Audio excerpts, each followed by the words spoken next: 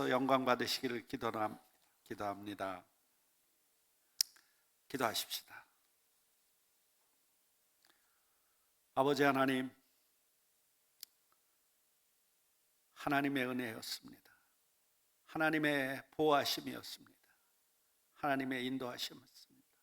하나님, 이 시간도 또 언제나 거짓 없는 마음으로 우리를 볼 때마다 잘 섬겨주시는 우리 장로님들, 또 성도님들, 그리고 담임 이 목사님, 하나님께서 평강 가운데 늘 함께 하시며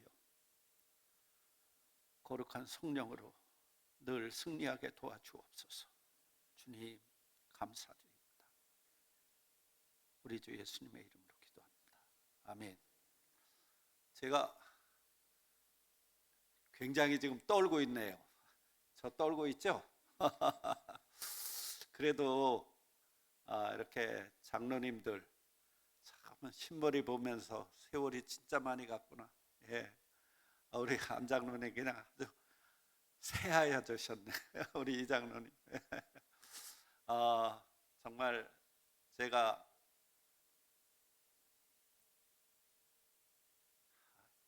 갑자기 너무 감동이 돼가지고 이거 자꾸 말문이 막혀 큰일 났습니다. 감사합니다. 1907년도가 평양 대붕해가 시작됐었고 그 대붕해 이후에 우리 동두천 감리교회가 시작됐습니다. 그리고 선교를 시작하면서 선교의 꽃인 선교사가 1994년 6월 달에 이 동두천 교회에서 있었습니다. 옛날 교회가 저쪽에 있었죠? 예. 그때 선교사 파송받은 분이 있는데 그 유명한 이해덕 선교사입니다. 죄송합니다. 정말 감사합니다. 우리 지금 지휘하는 김보경 선생님이 그때 고등학교 2학년, 3학년 한 분 한 분이 전부 새로운데 우리 또 제가 이름 다 기억하지 못하지만 일부 예배 때는 좀 소먹소먹했어요. 아는 분들이 별로 없어가지고 인사를 해도 그냥 저였는데 저 다 잘 아시죠? 예. 제가 이렇게 왔습니다. 우리 집 앞에 호랑이가 살아요. 예. 우리 집 앞에 강이 있고 강에는 2m, 3m 되는 악어들이 살고 있고 공작새가 매일 우리 소망의 집에 놀러 오고 코뿔소가 소망의 집에 와서 똥 싸고 뭐 심어놓은 야채는 그 사슴들이 와서 다 뜯어먹고 네, 그런 속에서 사는데 작년 5월 달이었어요. 작년 5월 달에 마을 사람 3사람이 우리 집 앞에 정글을 들어갔다가 9시 반입니다. 3사람 중에 1사람이 호랑이한테 잡아먹혔어요. 그냥 먹힌 거예요. 2사람은 정신없이 도망을 쳤고요. 마을 사람들이 한 1000여 명이 와서 그 호랑이를 구경하고 있었는데 호랑이가 도망도 안 쳐요. 그냥 물 먹으러 왔다 갔다. 예. 정말 무시무시했습니다. 문제는 새벽 기도를 가야 되는데 우리 아이들이 새벽 기도 항상 하잖아요. 저는 애들보다 좀 빨리 나갑니다. 호랑이 때문에 걱정스러워서 잠이 안 오더라고요. 제가 하나님께 이렇게 기도했습니다. 하나님, 호랑이가 먹어도 저를 제일 먼저 먹게 해주십시오. 아이들 먹으면 안 되잖아요. 애들에게 그랬습니다. 당분간 혼자 다니지 말고 여럿이 모여서 다니자. 제가 새벽에 후라시를 들고 뭐가 부스럭하면요 가슴이 머리가 쭉 있어요.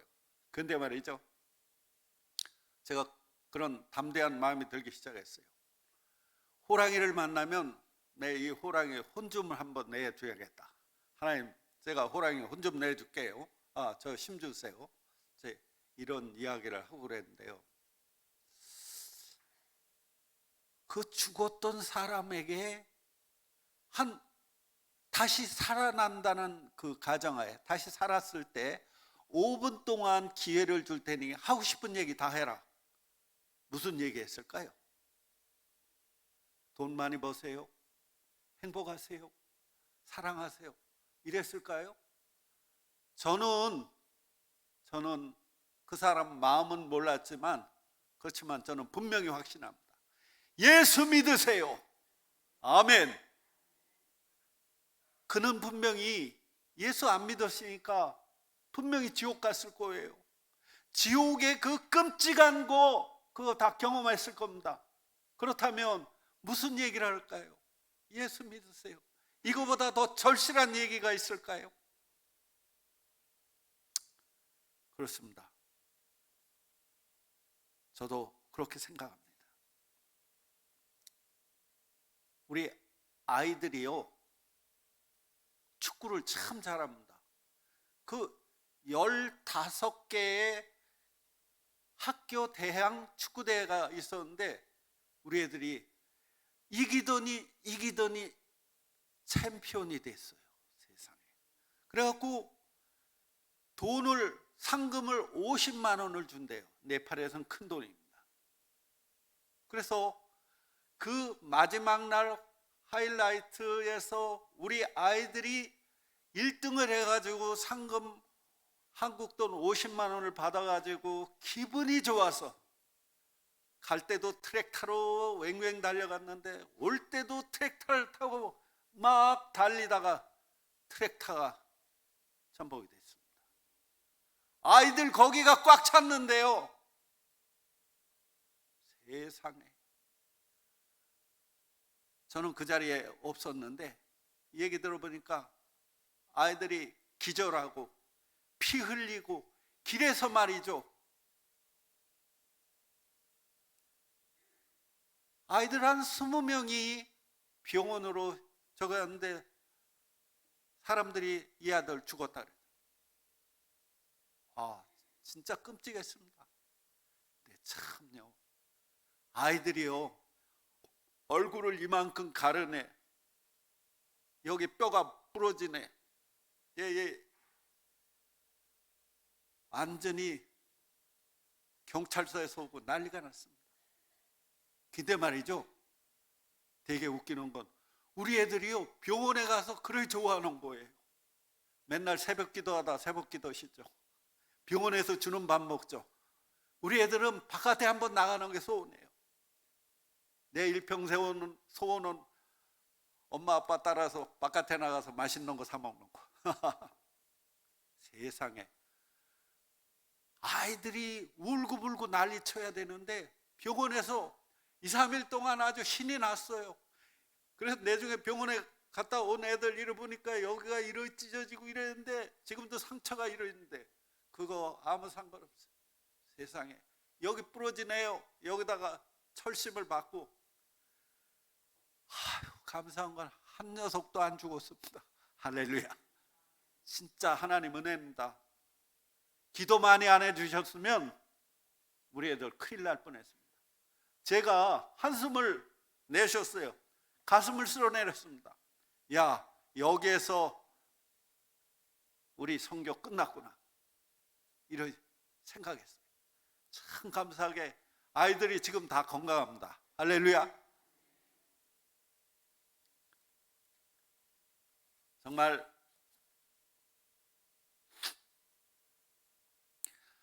우리 소마의 집에는 매일 성경을 감추고 있습니다. 정부에서 얼마나 탄압이 심하게 나오는지요. 아이들 방 안에 그려놓은 그 십자가, 성경책 발견되면 큰일 납니다. 요새는 아침 새벽 기도 끝나고 전부 한데 모아서 닭장 그 한 켠에, 또 선생님 방에 이렇게 갖다 놓거든요. 아주 점점 심해지고 있습니다. 지난번에 한국에 방영이 됐다 그러는데 그 BBC에서 촬영한 선교사님의 그 필름이 한국에서 방영이 됐다 그래요. 그런데 말이죠, 이게 네팔에서 방영이 됐거든요. 선교사님들 사역 하나하나를 다 이야기하면서 저 선교사님은 그 커피를 팔면서 이렇게 선교를 하고 있다. 저 선교사님 집은 저기다. 한 선교사님이 그걸 세세하게 다 얘기를 했어요. 그걸 본 네팔 사람들이 항의가 빗발치게 들어왔어요. 저 사람들이 공식적으로는 선교사가 없는데 저 사람들이 와가지고 이렇게 선교를 하고 있다. 네팔은 신두교 국가입니다. 네팔에서는 부처가 태어난 나라입니다. 그런 나라에 지금 이렇게 선교가 진행되고 있는 게 그냥 선교사님을 통해서 다 드러나 버렸어요. 우리 선교사님들이 그걸 다 감추고 선교사님 그래 안 부르고 어부님, 또 선생님, 사장님 이래 부르거든요. 그런데 이게 이렇게 된 겁니다. 그래서 선교사님들 그 사역 전부 체크하기 시작했습니다. 네팔 사람들이 SNS를 막 그 내무부 장관에게 올려가지고 한국 사람들 다 내쫓으십시오. 또 교회에 지금 섬기고 있는데 한국 사람들 소용없습니다. 이렇게 SNS에. 그러니까 화가 나갔고요. 네팔 사람들이요, 메일을 이만큼 올렸어요. 장관이요, 이 사람들 다 체크하시오. 그래갖고 한국 선교사님 사역마다 전부 체크하기 시작했어요. 저희도 큰일 났어요. 그런데 더 큰일 난 건 뭐냐면 그 선교사님의 비자를 누가 주냐면 우리가 줬거든요.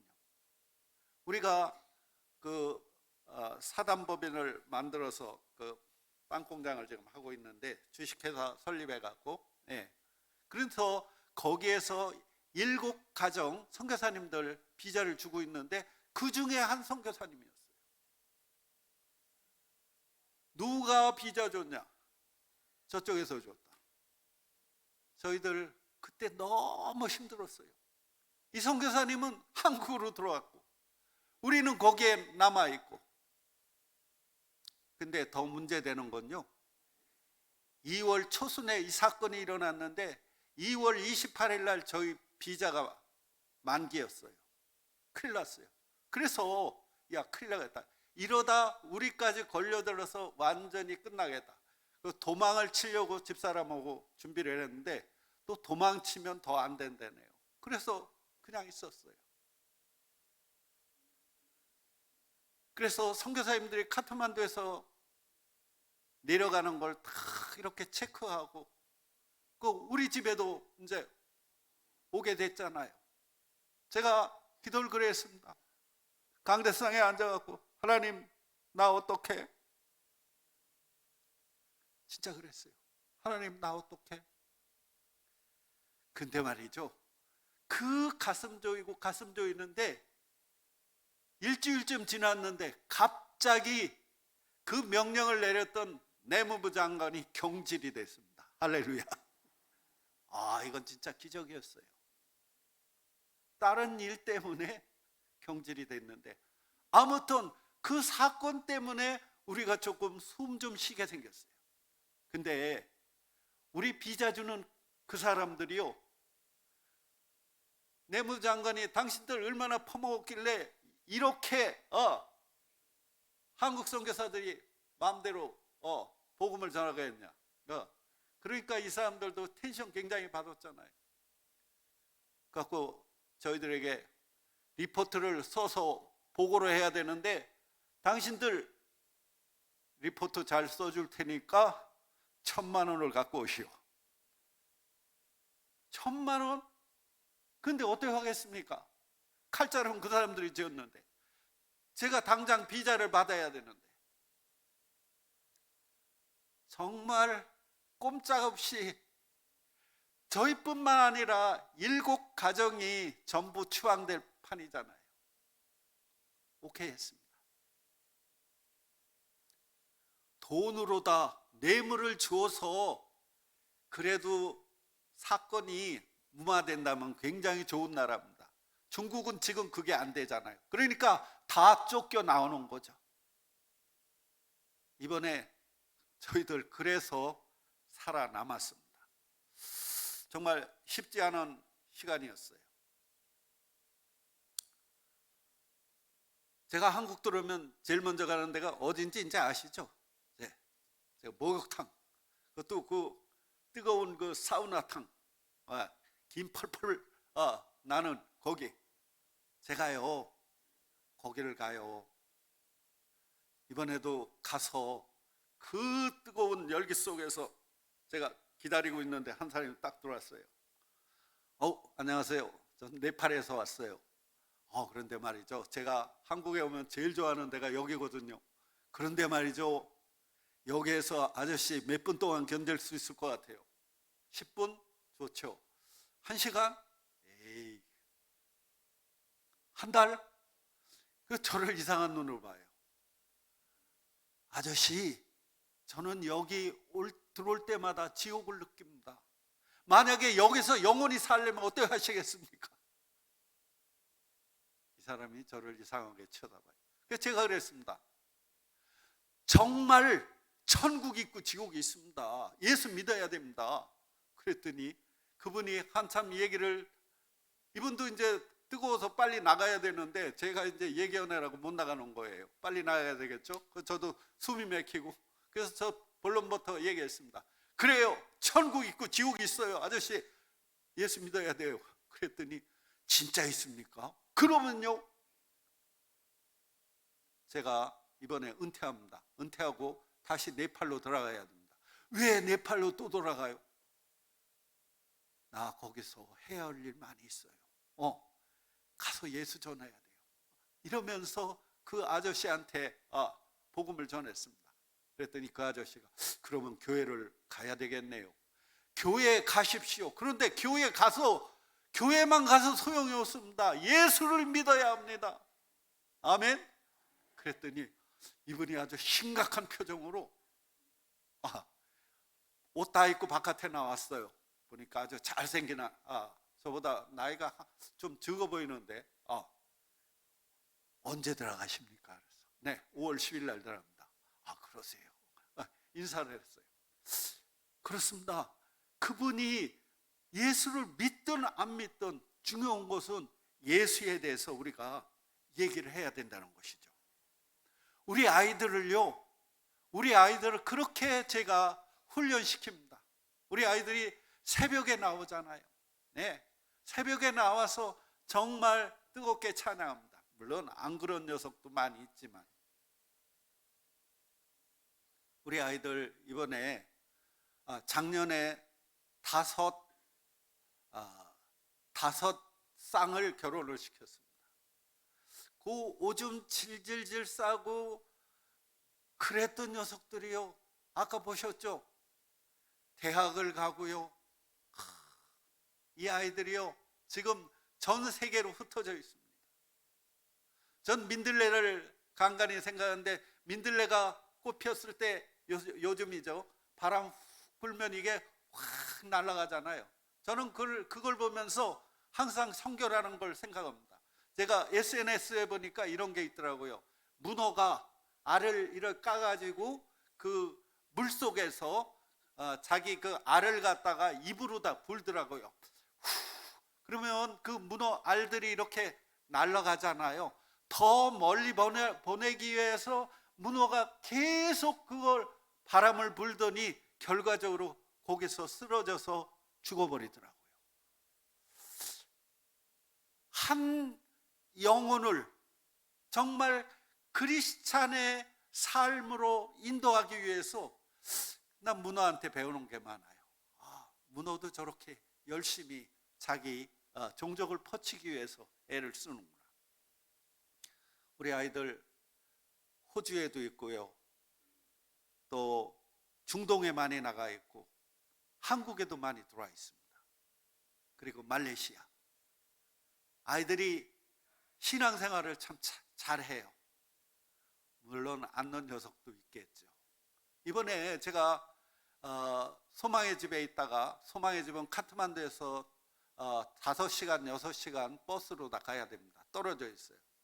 그래서 저는 네팔에 들어가면 공항에서 곧바로 소망의 집에 가서 또 이 한국 들어올 때 카트만두 옵니다. 거의 소망의 집을 떠나지 않죠. 예. 그런데요, 이번에 카트만두를 올랐거든요.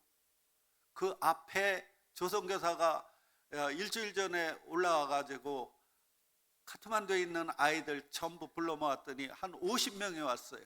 그래갖고 그 50명 아이들을 갖다 큰 식당에서 식사를 같이 나누고 그랬는데, 그때 안 왔던 아이들이 아빠가 온다 그러니까 나왔더라고요. 그런데요, 정말 감동이었어요. 카트만두가 새카맣고 각 곳곳마다 우상, 그 더러운 것들로 둘러싸여 있는데, 저 카트만두 싫어해요. 먼지. 그런데요, 우리 아이들 보는 순간에 아빠! 그러면서 그 대학교 다니고 그 고등학교 다니던 이 녀석들이 말이죠, 그냥 말만한 처녀들이고 남자들이고 와서 그냥 안겨요. 제가요, 갑자기 기분이 업되기 시작했어요. 그래, 아이들이 여기 있지, 내가 여기 카트만두를 싫어할까? 애들이요, 그 몇 년 만에 떨어졌다 이런 만나니까 그렇게 가슴이 뛰었어요. 이번에도 아이들 결혼식을 또 많이 시켜야 됩니다. 우리 아이들 중에 지금 식당 하는 아이들이 있어서, 식당에 가보면 요즘 한국 그 김밥 있죠. 네팔에서도 그 김밥을 또 한국 음식을 이렇게 하고 있는데, 가면은 아빠 왔다고 아주 최고의 좋은 곳으로 또 유치원을 하고 있어요. 유치원인데 유치원 이름이 방주 유치원입니다. 아크 몬테소리. 아크가 방주잖아요. 그래, 방주 유치원에 그 아이들, 아까 사진에 보셨죠? 대학교 졸업한 아이들. 그 아이들이 그 유치원 선생님들입니다. 근데요, 얼마나 아이들을 케어를 잘하는지, 집에서 엄마 말 안 듣던 이 아이들이 선생님 말이라면 꿈뻑합니다. 얼마나 유치원 가기를 좋아하는지, 밥도 안 먹고 투정 부리던 아이들이 유치원에 오면은 선생님 말에 100% 순종을 합니다. 얘들 다 안 믿는 애들이. 방주의 뜻이 뭡니까? 아크가 뭡니까? 선생님, 그 부모들이 오잖아요. 그러면 크리스찬이라는 거에 대해서 밝혀야 되잖아요. 이 노아 할아버지가 이렇게 배를 만들어서 죽었던 사람들을 구원했습니다. 그 신학적인 배경을 가지고 우리는 크리스찬입니다. 네팔에서 크리스찬에 대해서 지금 박해가 점점 거세고 있는데, 당당하게 우린 크리스찬입니다 이러면서 사역을 하는데, 나랑가드는, 제가 사역하는 나랑가드는 우리나라 대전 같은 중심지인데요, 거기에서 두 번째로 큰 유치원인데 잘 되고 있습니다. 하나님께서 그곳에 기름 부으심을 통해서 선생님들을 붙드시고 그곳에 오는 아이들 하나하나에게 보이지 않는 예수 그리스도를 증거하고 있습니다. 할렐루야. 그렇습니다. 저는 네팔에 갔다가 이렇게 오면은, 요즘은 잘 안 그러는데요, 제가 2호선 이렇게 타고 양화진을 돌 때는 항상 그럽니다. 선교사님, 후배가 지나갑니다. 제가 그러거든요. 예. 제가요, 부활절 때는 거의 나온 일이 없었는데 준회원 때는 이제 나왔죠. 제가 부활절을 끝내고 한국에 나와도 나왔었는데,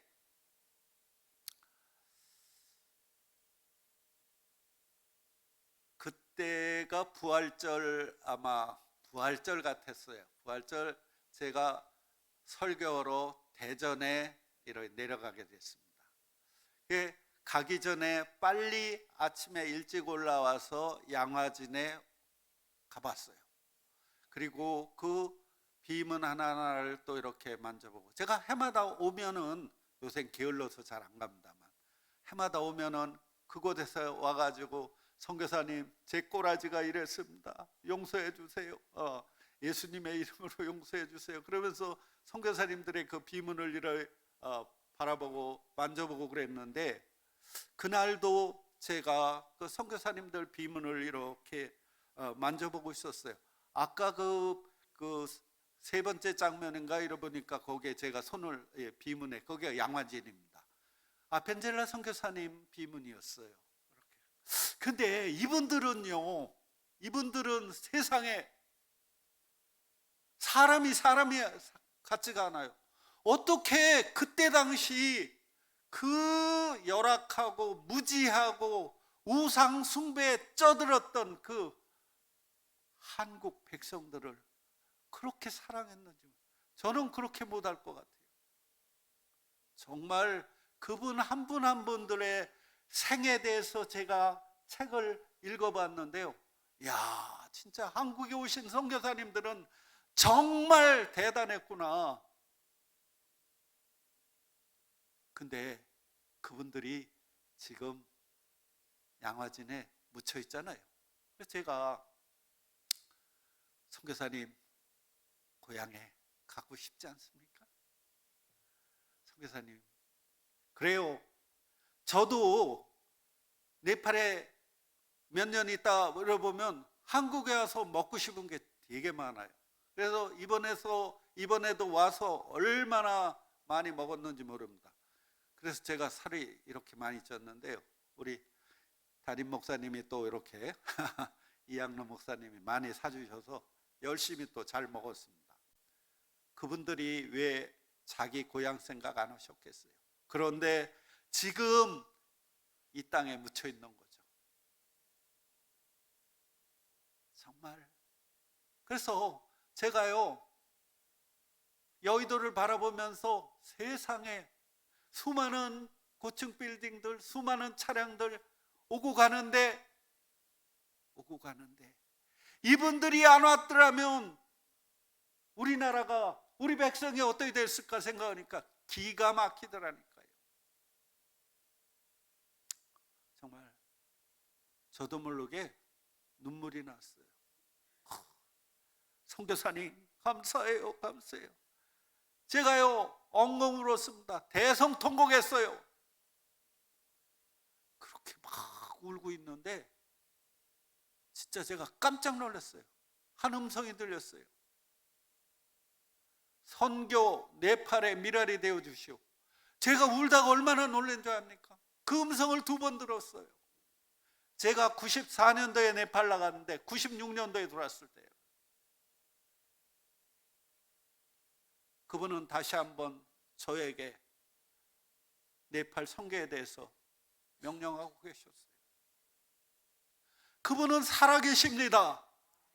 그분은 전능하신 하나님이십니다. 그분은 영원한 생명이십니다. 그분은 우리를 보고 계신 하나님이십니다.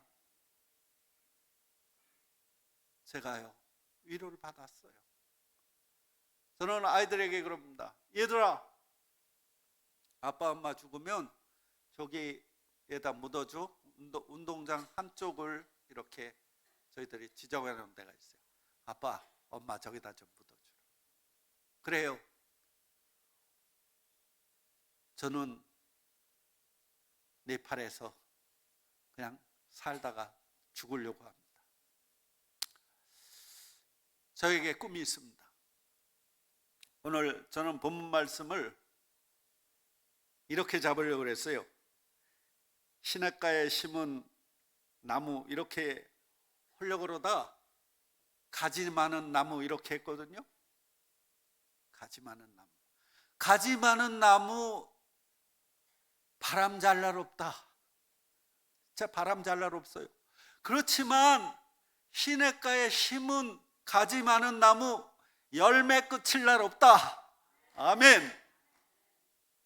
여러분들의 기도로 눈물로써 우리 소망의 집이 계속적으로 이러한 가지 속에 열매가, 생명의 열매가, 예수의 열매가 주렁주렁 맺힐 걸 믿습니다. 지난번에요, 장로교에서 한 팀이 왔어요. 우리 동두천 감리교에서도 한 번 왔었죠. 그때 45명인가 왔던 기억이 있는데 오래됐죠. 네. 이번에 코로나 지나고 왔던 첫 손님들인데 이분들이 짧은 기간이었지만 아이들하고 헤어지면서 얼마나 울고불고 며칠 전에 그 교회 갔다 왔습니다. 이분들이요, 갔다 와서 우리를 반기는데요, 그 일 끝나고 집에 들어왔을 때 그 강아지 뛰듯 그렇게 우리를 보고 그렇게 그러면서 하시는 말씀이 우리 교회에 할 일이 생겼습니다. 이제는 선교가 무엇인지 알겠습니다. 이제는 생명 살리는 일에 우리 모든 걸 다 바치겠습니다. 그러면서 아이들에게 무엇을 어떻게 해줬으면 좋겠다 자기들끼리 너무 고마웠어요. 교회가 살아나는 모습을 보고 고마웠어요. 우리 동두천 감리교회 지난번처럼 우리 또 중고청이 또 한번 왔으면 좋겠어요. 우리 성도님들 이렇게 많이 오셨는데 처음 뵙는 분들 참 많아서 감사해요. 그렇지만 네팔에 한번 오십시오. 네팔에 한번 오셔서 그 영적 전쟁이 얼마나 치열한지, 빨간 것만 봐도 얼마나 메스꺼운지, 이러한 일들이 지금도 네팔에 벌어지고 있는데 한번 중고청이 오던 우리 한번 오십시오. 그리고 다시 한번 우리 흩어졌던 마음들을, 선교의 마음을 다시 한번, 예수의 마음을 더 가질 수 있도록 그런 시간이 됐으면 좋겠습니다. 기도하십시다. 하나님 아버지, 동두천 교회를 계속 부흥시켜 주셔서 감사합니다. 새 생명들이 계속 늘어나게 하심을 감사합니다. 동두천 교회에서 선포되는 이 말씀을, 이 동두천이 변화되게 하시고, 또 파송한 그 선교사님들을 통하여, 후원하는 선교사님들을 통하여 그 나라가 복음화되는 놀라운 역사를 이루어 주옵소서. 오 주님, 이 모든 것 하나님이 행하셨습니다. 영광 받아 주옵소서. 예수님의 이름으로 기도드렸습니다. 아멘.